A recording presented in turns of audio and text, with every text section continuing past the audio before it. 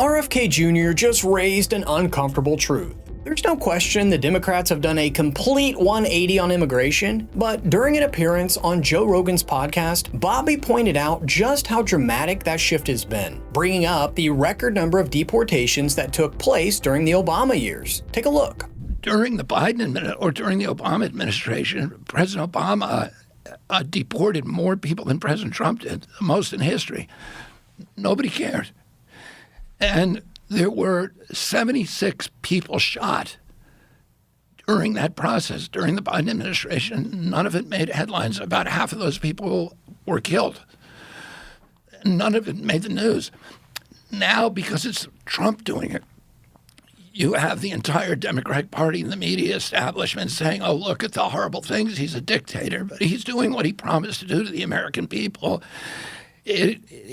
It's very disturbing watching what you see on TV. Back then, Obama had local officials cooperating with ICE, which meant there was far less tension between federal, state, and city authorities. On top of that, if you look at his statements from the period, or even how other Democrats used to talk, you'd come to the conclusion that the system was working as intended. That started to change for a few main reasons. First, Trump entered politics. Second, progressive voices gained far more influence inside the Democratic Party. At the same time, the media landscape shifted dramatically. Political correctness reshaped how the issue was described, and terms like illegal immigrants slowly disappeared from coverage, replaced by words such as undocumented or simply migrants. All of that together explains how the party, along with the media, moved so sharply in a different direction. RFK went further on this point and explained how that shift helped create the current situation. And he made some interesting points. There's a reason, and I see it in my agency, the cost that it's imposing on our country,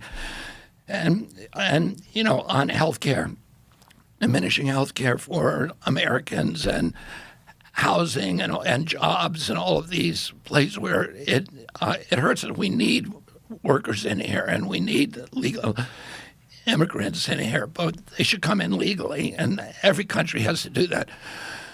President Trump ran on this issue. He ran that he's going to enforce it and deport, particularly the bad people. This is what you don't hear. 70% of the people that they've arrested have criminal records. What the Democrats are always saying is, only 14% of them have been convicted of a violent crime. Well, they've been convicted. A lot of them, the other ones, have been arrested, and they just haven't been convicted yet because they jumped, bail, or they jumped their warrants.